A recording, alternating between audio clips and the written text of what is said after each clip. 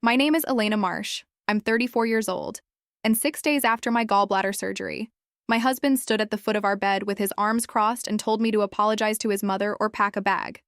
I was still in the compression socks. The hospital sent me home in.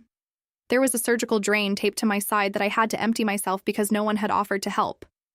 I remember the exact words he used because I wrote them down 20 minutes later with shaking hands. He said, "You embarrassed her in front of her book club. You're going to call her right now and say sorry, or you can figure out somewhere else to recover." His mother, Diane, was sitting in my living room at that moment, drinking my coffee, waiting to hear me grovel through the phone. I had said nothing to her that wasn't true. I had simply told her, when she asked in front of 6 women I'd never met why I still hadn't given her a grandchild, that it wasn't her business. That was my crime. 2 days earlier, a folder had arrived at my sister's house. I hadn't opened it yet. I didn't know that folder would end with his mother screaming across a parking lot 2 months later, "Leave the Porsche," while a security guard held out his hand for keys that were never actually hers to take. Before I tell you what happened next and why she ended up owning nothing in that driveway, tell me what time it is where you're watching this from and what state or country you're in. I read every single comment. I want to back up because none of this happened out of nowhere. It happened because I let it happen, slowly, for 6 years. And I need you to understand the pattern before you understand the ending. The first time I surrendered something to keep the peace, I was 28 and we'd been married 8 months. Diane wanted to redecorate our guest room since she'd be staying often. I came home from work to find my grandmother's quilt gone from the closet, replaced with a set of throw pillows that said, "Bless this home." I asked my husband, Richard, where the quilt went. He said his mother thought it smelled like mothballs and took it to get cleaned. It never came back. When I brought it up again 8 months later, he told me I was being petty about a blanket. I let it go. That was surrender number 1.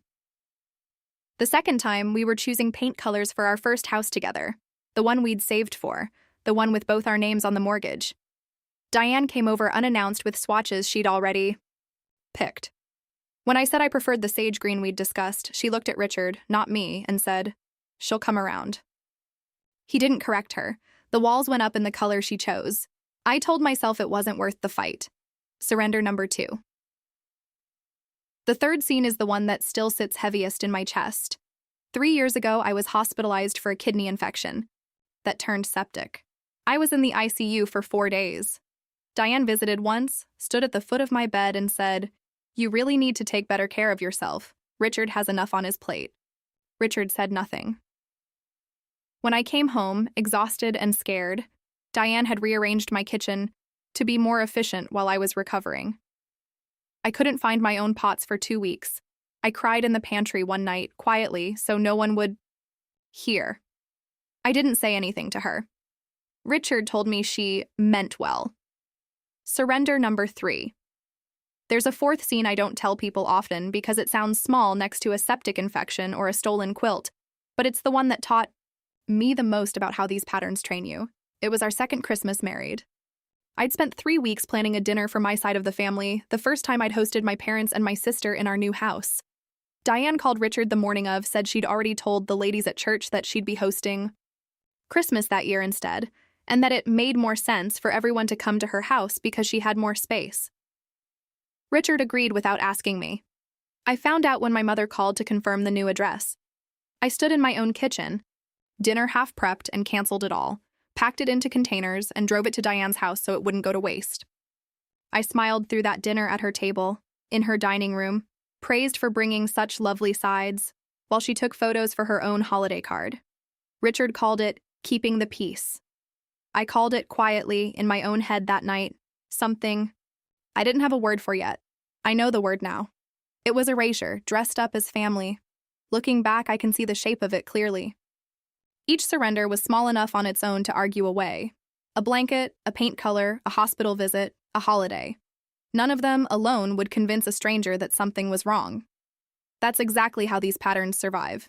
They're built to be individually deniable and collectively devastating. And the only way to see the whole shape is to stop excusing each piece as it happens and instead write them down, side by side, dated, so the pattern can't hide behind "it was just one time" anymore. Here's the moment I decided no more, and it wasn't the surgery. And it wasn't even Diane's question about grandchildren. It was watching Richard stand in our bedroom doorway, 6 days after surgery, arms crossed, asking me to apologize for a boundary I hadn't even raised my voice to set. I looked at him and I felt something very quiet and very final settle into place. Not rage. Rage burns out. This was colder than that. This was clarity. I said okay, and I meant it, but not the way he thought I meant it. I called his mother, put her on speaker and said, "I'm sorry you felt embarrassed. I won't discuss my body or my family planning with strangers, and I won't be doing that again." That was the whole apology. It wasn't groveling. Richard's jaw tightened. Diane's eyes narrowed. Something in the room shifted, and they both felt it, even if they couldn't name it yet. What neither of them knew was that the folder sitting at my sister's house had been 6 weeks in the making, and it hadn't started with Diane's insult in the living room. It had started 3 months earlier, when I found a receipt in Richard's jacket pocket for a hotel 40 minutes from our house, dated a weekend he told me he was at a fishing trip with his father. His father, when I casually asked him about the trip at a family dinner, looked confused and said he hadn't been fishing with Richard in over a year. I didn't confront Richard that night. I've learned that confrontation without proof is just noise. Noise gets denied, apologized around, and forgotten in a week. Proof doesn't move. So I started collecting proof. I want to walk you through exactly what I did, because I think a lot of people watching this are sitting in the same fog I was sitting in, wondering if they're overreacting, wondering if they're imagining a pattern that isn't there. You are not imagining it. Patterns are patterns because they repeat, and repetition is evidence. The first thing I did was open a private email account that had nothing tied to our shared devices, our shared cloud, or our shared phone plan. I used a library computer to set it up. This became my evidence vault. Every time something happened, I wrote it down that same day, with a date, a time, and exact quotes where I could remember them, and I emailed it to myself. The second thing I did was quietly request a copy of our joint bank statements going back 18 months. I noticed a pattern of withdrawals, always in cash, always between $200 and $400, always on Thursday afternoons. 14 withdrawals in 6 months. I cross-referenced the dates against Richard's claimed late meetings using the shared calendar he'd forgotten I still had access to on our family plan. The third thing I did was call a lawyer, not to file anything yet, just to understand where I stood. Her name was Patricia Nguyen, and she was blunt in a way I needed. She told me, don't confront him yet. Don't move money yet in a way that looks retaliatory. Document everything, quietly open your own accounts with your own income, and come back to me when you have a fuller picture. I followed every word of that advice. The fourth thing happened almost by accident. Richard had asked me, months earlier, to be the backup admin on his small side business, a consulting LLC he ran out of a rented office downtown, in case anything ever happened to him. I still had login access to the business email. I want to be clear, I never went digging without reason. But one afternoon, while trying to find a shared invoice template for my own freelance work, I opened a folder labeled Personal inside the business drive. Inside were photos. Inside were messages. Inside was a woman named Kayla, a receptionist at a company he consulted for, and a string of messages going back 11 months that made the hotel receipt make perfect, sickening sense. I didn't cry when I found it. I want to be honest about that because I think people expect the discovery moment to be the emotional climax, and for me it wasn't. The emotional climax had already happened, quietly, in that bedroom doorway 6 days after surgery. This was just confirmation. I forwarded everything to my private email, time-stamped, with metadata intact. Then I closed the laptop and went and made dinner because Richard would be home in an hour and I still had a folder to build. Over the following weeks, I gathered more. I requested my own credit report and discovered Richard had opened a joint store credit card in both our names 8 months earlier, one I had never signed for, one with a signature on the application. That was clearly not mine, slanted the wrong direction, missing the loop I always put on the E in Elena. I had that signature analyzed by a document examiner Patricia recommended. He confirmed in writing that the signature did not match 6 samples of my authentic signature provided across different time periods. That was forgery. That was no longer a marriage problem. That was a legal one. I kept a small notebook in my car, an ordinary spiral notebook, the kind you'd use for a grocery list. and I logged the Thursday cash withdrawals against a calendar of Richard's supposed late client calls. 14 withdrawals, 14 late nights, a pattern so tidy it almost embarrassed me that I hadn't seen it sooner. I also started saving, in that same private email, screenshots of the shared calendar every single week, because I'd learned that people who are hiding something often go back and quietly delete entries once suspicion creeps in. If he ever tried to edit history, I'd already have a copy of the original. I also reached out carefully and without explanation to a longtime friend who worked as a paralegal at a firm 2 towns over, someone with no connection to Richard's circle or Diane's book club. I asked her, hypothetically, what made a financial fraud claim strong in a divorce proceeding. She told me 3 things mattered most: contemporaneous documentation, meaning notes and records made at the time something happened rather than reconstructed; later from memory, corroboration from a source outside the marriage, like a bank or a document examiner; and a clean paper trail showing I hadn't waited an unreasonable amount of time to act once I discovered the fraud. That conversation shaped almost everything I did afterward. I stopped thinking about what would feel satisfying to say to Richard's face and started thinking only about what would hold up if a judge, a bank compliance officer, or a stranger with no stake in my marriage looked at it cold. I also learned something about Diane that changed the shape of everything: the Porsche. The Porsche that would later become the loudest, most public part of this story.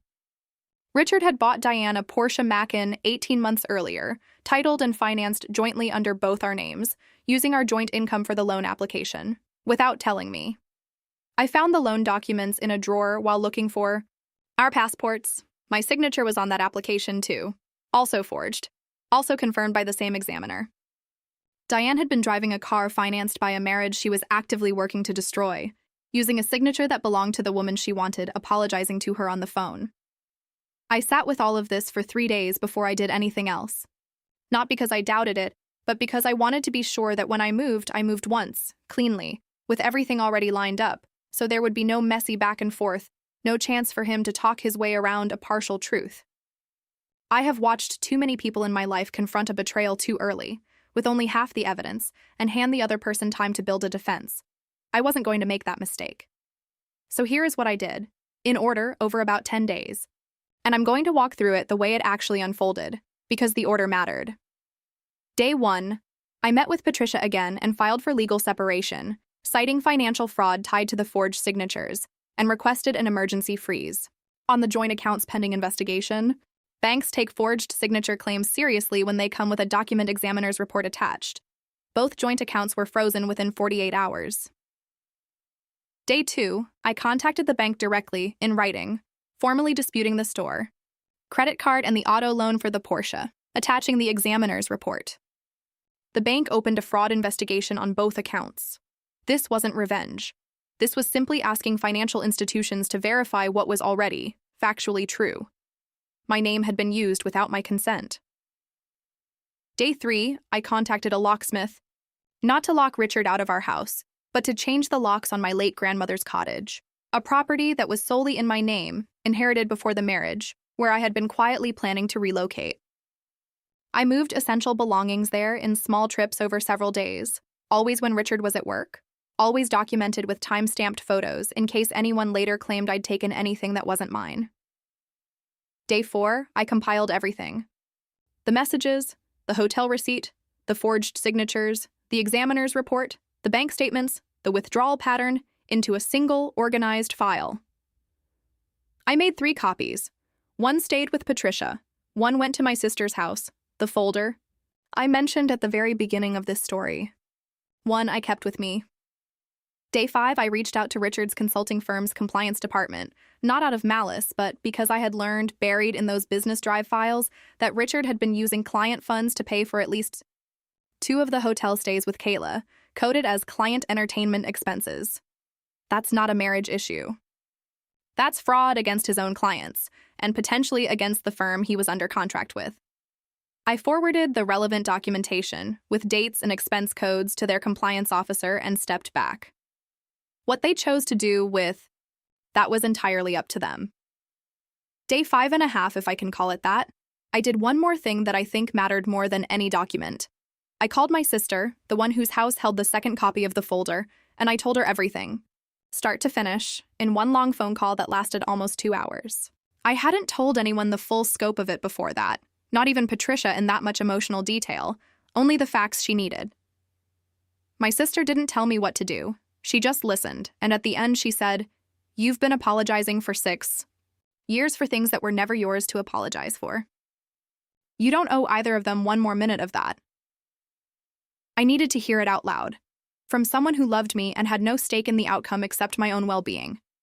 That phone call didn't produce a single piece of evidence, but it produced something just as necessary, the certainty that I wasn't imagining any of this, that I wasn't the unreasonable one, that 6 years of small surrenders had been real and had been wrong.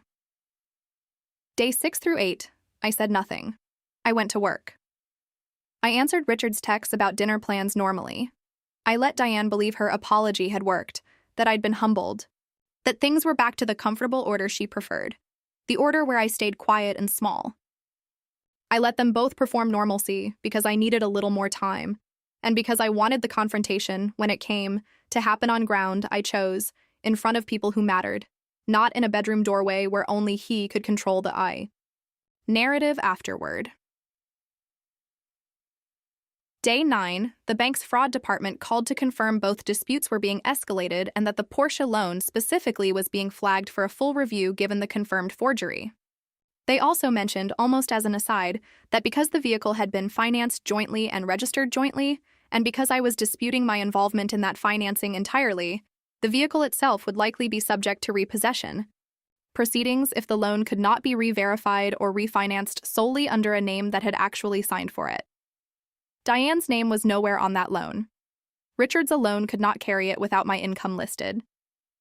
That single phone call was the first domino, and neither of them knew it had fallen yet. Day 10 was Richard's 40th birthday party. I want to describe this scene carefully, because this is where everything converged, and I want you to see it. The way I saw it, calm, deliberate, almost quiet, even as it became the loudest afternoon of my life. The party was at Diane's country club, the one she'd been a member of for 22 years. The one where she liked to introduce me as Richard's wife, instead of by my name, as though I were a role rather than a person. There were maybe 60 guests. Richard's business partners were there. Several of his consulting clients were there. Kayla, I would later learn, had been quietly seated at a table near the back, introduced to people as a colleague, her hand resting a little too long on Richard's arm when she thought no one was watching.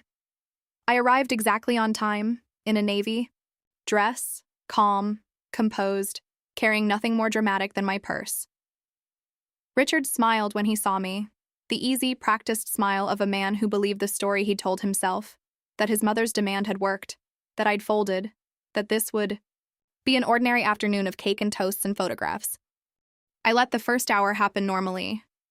I smiled where smiling was expected. I let people compliment my dress. I watched Diane hold court near the bar, the Porsche keys sitting on the table in front of her because she'd driven it there herself. The way she drove it everywhere, the way she'd been telling people at the club for a year and a half that Richard had surprised her with it, that it was a gift for putting up with so much. At the 90-minute mark, right as the toasts were about to begin, right as someone handed Richard a microphone, my phone buzzed with a message from Patricia. The bank's investigation had concluded. The forgery was confirmed in the official record. The store card was closed and the debt reversed off my name entirely. And the auto loan, the Porsche, had been formally flagged for immediate repossession.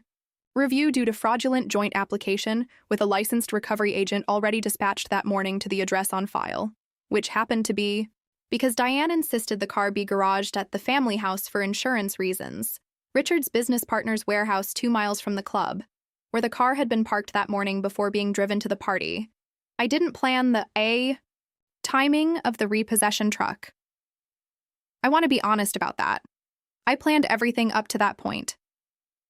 The truck's arrival at the club parking lot, in the middle of a birthday toast, was simply the system doing exactly what happens when a loan is formally disputed and confirmed fraudulent. Sometimes the truth arrives with its own sense of timing.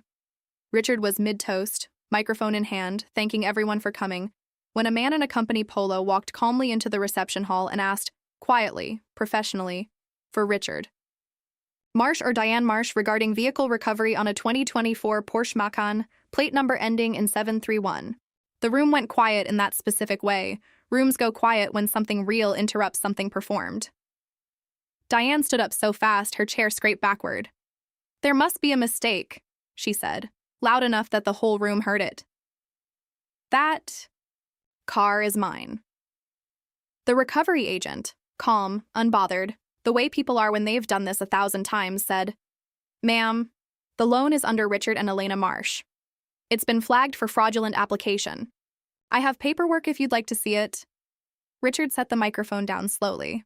I watched his face do something I'd never seen it do before, a kind of public arithmetic, adding up in real time what this meant, in front of his clients, in front of his business partner, in front of the woman he'd been quietly seeing for 11 months, sitting 3 tables back in a dress he'd probably paid for with the same card that was now closed. "Elena," he said, turning to me, his voice low, urgent, the tone he used when he wanted an audience to see him as the reasonable one. "What did you do?" I didn't raise my voice. "I want you to understand that. Everything I said in that room, I said the way you'd read a grocery list, flat, clear, unhurried. I didn't do anything," I said. "I disputed a signature that wasn't mine. On a loan I never agreed to.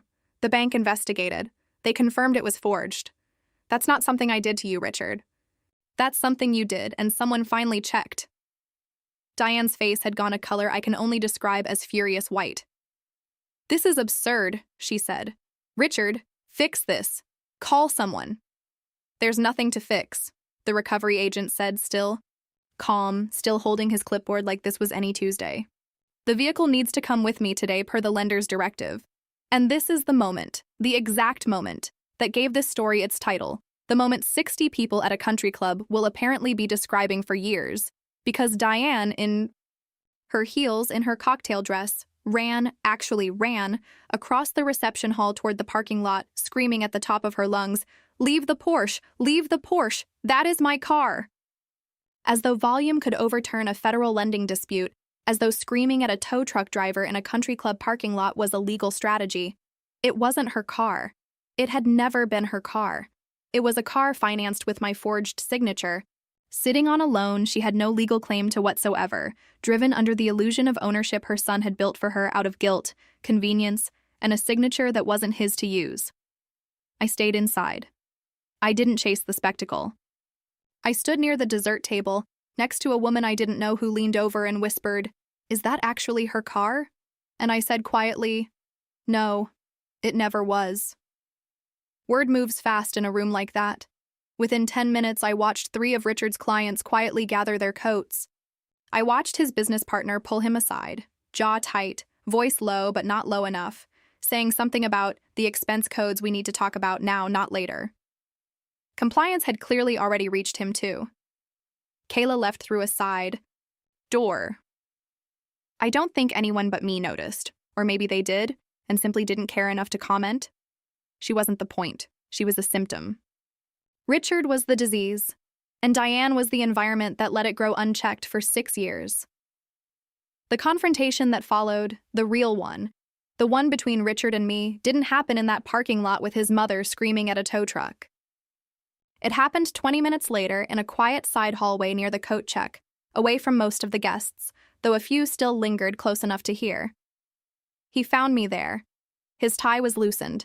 His face had lost the practiced ease from an hour earlier. "You destroyed my birthday," he said, in front of everyone, in front of my clients. "No," I said. "You did that. I filed a fraud dispute for a signature that wasn't mine. That's not me destroying anything. That's a bank doing its job." "You could have talked to me first." "I did talk to you first," I said. 6 days after surgery, standing in our bedroom, you told me to apologize to your mother or leave. I apologized. I meant it as the last thing I'd ever apologize to her for. You just didn't hear it that way because you've never really had to listen to me. He opened his mouth, and I watched him search for the version of this conversation where he came out reasonable, and I watched him fail to find it, because there wasn't one. The documents didn't leave room for a better version. That's the whole point of documents. They don't negotiate, they don't soften, they don't perform for an audience. They simply are what they are, dated and true. "The hotel receipts," I said. Still calm, still flat. "The 11 months of messages with Kayla, The forged signature on the store card, the forged signature on the Porsche loan, the expense codes I forwarded to your firm's compliance department 5 days ago. I have all of it. Copies with my lawyer, copies with my sister, a copy with me. I'm not asking you anything, Richard. I'm telling you what already happened. He didn't yell. I think some part of him understood. Standing in that hallway, that yelling would only confirm to the handful of guests still in earshot exactly what kind of man he was. He said quietly, almost pleading, "What do you want?" "I want the house," I said. "I want my name off every account you put it on without asking. I want a formal separation filed by Monday, and I want you to understand that I'm not doing any of this to hurt you. I'm doing it because I finally stopped being willing to hurt myself to keep you and your mother comfortable." Outside, through the tall windows of the hallway, I could see the tow truck pulling away with the Porsche on its flatbed. And Diane, standing in the parking lot in her heels, arms crossed, watching 18 months of borrowed status drive away on a truck she couldn't stop, couldn't scream at, couldn't rearrange or redecorate her way out of. The following weeks moved, with the same calm precision as the 10 days before the party. Patricia filed the separation paperwork Monday morning, exactly as I'd told him. The forged signature findings became part of the legal record, which meant Richard's exposure wasn't just marital, it was potentially criminal, though I made clear to Patricia I had no interest in pressing that further than the civil record required. I wasn't trying to ruin him for the sake of ruining him. I was trying to get my name, my credit, and my life back into my own hands, cleanly, permanently. The consulting firm's compliance investigation moved faster than I expected. Within 3 weeks, Richard was placed on administrative leave pending review of the expense discrepancies. I heard through mutual acquaintances, not gloating, just factual, that 2 major clients had already pulled their contracts once word got around about the fraud dispute becoming public record. Reputation in that industry moves through group chats and coffee conversations just as fast as it moved through that country club hallway. Diane, for her part, tried one more move. She showed up at my grandmother's cottage, the one with the new locks, about 5 weeks after the party, and stood on the porch demanding I fix this mess with the bank, insisting the car had been a gift and that I was being vindictive. I didn't let her inside. I stood in the doorway the same way Richard had once stood in ours, and I said, "I never agreed to finance your car. My signature was forged. That's not vindictive, that's fraud, and it's already documented. I'd suggest you talk to Richard about why he put your gift in both our names without telling either of us the truth." She didn't have a response to that. She turned around and left, and that was the last time she ever came to my door. The house sale finalized 9 weeks after the party. Richard's share went almost entirely toward legal fees and the debts the fraud investigation had unearthed, debts he hadn't disclosed even to his own family. My share went into an account with only my name on it, verified, clean, mine. I moved fully into my grandmother's cottage 2 months after that birthday party. I found my old quilt, the one Diane had taken to be cleaned 6 years earlier and never returned, folded in a box in Richard's storage unit when the separation required a full asset inventory. I don't know if he kept it out of spite or simply forgot about it entirely. Either way, I have it back now. It's on my bed. It still smells a little like the cedar chest my grandmother kept it in. Not mothballs, never mothballs. Diane was wrong about that too, the way she was wrong about most things she said with that particular tone of certainty. The house is quiet now, in the way I didn't know I was missing for 6 years. Nobody rearranges my kitchen while I'm recovering from surgery. Nobody redecorates a room I chose the color for. Nobody stands in my doorway asking me to apologize for existing without their approval. The quiet isn't empty. It's mine. I've had to relearn small things in that quiet. I bought new pots for the kitchen, ones nobody else picked, and I keep them exactly where I put them, because no one is coming to reorganize them to be more efficient while I'm not looking. I hosted my first Christmas alone this past winter, my actual first one, 7 years late, with my parents and my sister at my own table, in my own dining room, and nobody called that morning to reroute it somewhere else. I cried a little that day too, but it was a different kind of crying than the pantry kind. It didn't need to be hidden. I ran into Richard once, at a hardware store, about 4 months after the papers were finalized. He looked smaller than I remembered, not physically, just in the way people look when the performance has stopped and there's nothing left underneath it to hold the posture up. He said he was sorry, that he'd had time to think, that he understood now what he hadn't understood then. I believe he meant it, in the moment, the way people mean things when consequences are still fresh and painful. I told him I appreciated him saying it, and I meant that too. Then I bought my paint, the color I chose, sage green, the one Diane overruled 9 years ago, and I went home and painted a wall in my cottage myself, badly, with drips near the baseboard.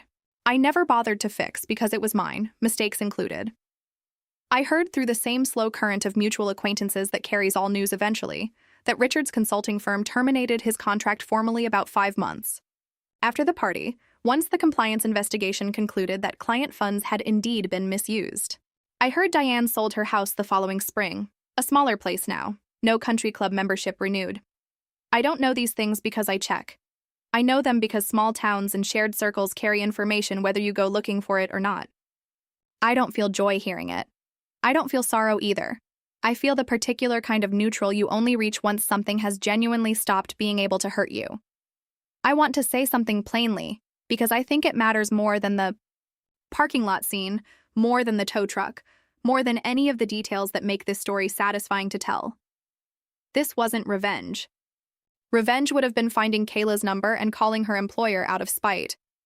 Revenge would have been leaking the messages to every person at that party for the pleasure of watching them squirm. Revenge would have been keying the Porsche in the parking lot myself, instead of letting a lender do exactly what lenders do when a signature is proven false. What I did was documentation. What I did was boundaries enforced through the systems built to enforce them. Banks, lawyers, compliance, departments, document examiners, people whose entire job is to look at facts and respond to facts, not performances. I never raised my voice. I never lied. I never manufactured a single piece of evidence. Every consequence that landed on Richard and Diane, they built themselves, receipt by receipt, signature by signature over years, while I was quiet, while I was recovering, while I was folding myself smaller to keep a peace that was never actually peace, just silence with better lighting. Self-respect doesn't look like screaming in a parking lot. It looks like a folder at your sister's house, 3 copies deep, dated and organized, waiting for the moment you're ready to stop apologizing for things that were never your fault. People sometimes ask me, when I tell this story, why I didn't just leave the moment I found the hotel receipt, why I spent 6 weeks building a case instead of walking out the door that same night. I understand the question. There's a version of this story that ends faster, messier, with slammed doors and a suitcase packed in anger. I considered it. But anger without documentation leaves you standing in a room explaining your feelings to someone who forged your signature. And forged signatures don't respond to feelings. They respond to examiners, to banks, to compliance officers, to people whose job has nothing to do with how justified your anger is and everything to do with what can be proven. I wanted my exit to be undeniable, not debatable. I wanted Richard to spend the rest of his life knowing that every consequence that landed on him came from something he actually did, not from something I accused him of. That distinction mattered to me more than speed ever could. I also think a lot about Diane, and I try, honestly, to hold some complexity there instead of flattening her into a cartoon villain, because I think that's too easy and it isn't quite true. I don't believe she woke up one day and decided to destroy her son's marriage. I think she believed genuinely that closeness meant control, that love meant rearranging someone else's life for them, that a daughter-in-law's boundaries were an inconvenience to be managed rather than a fact to be respected. That belief did real damage regardless of her intentions, and intentions were never going to be the thing that fixed it. Only consequences were. She screamed for a car that was never hers because I think some part of her understood, in that parking lot, that everything she'd quietly assumed she was entitled to for years was finally being measured against a ledger that didn't care about her feelings either. That's not cruelty on my part. That's just what happens when entitlement finally meets a boundary with paperwork behind it. I don't know what either of them is doing right now, most days, and I've noticed something interesting about that. For 6 years, I knew everything about Richard's schedule, Diane's opinions, the small emotional weather systems of 2 people who weren't required to track mine with the same intensity. Not knowing now isn't a loss. It's the first time in a long while that my attention belongs entirely to me. I think about that 6 days post-surgery version of myself sometimes. The one with the drain still taped to her side, being told to apologize or leave her own recovery bed. I wish I could tell her it gets quiet soon. I wish I could tell her the quilt comes back. I wish I could tell her that the Porsche, the symbol of every year she made herself smaller, drives away on a flatbed truck while she stands completely. Still, saying nothing at all, because for once she doesn't have to. So I'll ask you what I always ask at the end of these. Where is your line? What is the one demand, the one apologize or else, the one redecorated room or forged signature that would finally be the moment you stopped surrendering? Tell me in the comments. I read everyone, even the long ones, especially the long ones. Thank you for watching this story all the way through. If it meant something to you, if any part of it felt familiar, hit like, subscribe for more stories like this one, and tell me in the comments what boundary you're finally ready to set. I'll see you in the next one. This story is a work of fiction. Any resemblance to real persons, living or dead, or actual events is purely coincidental. Names, places, and details have been created for storytelling purposes only.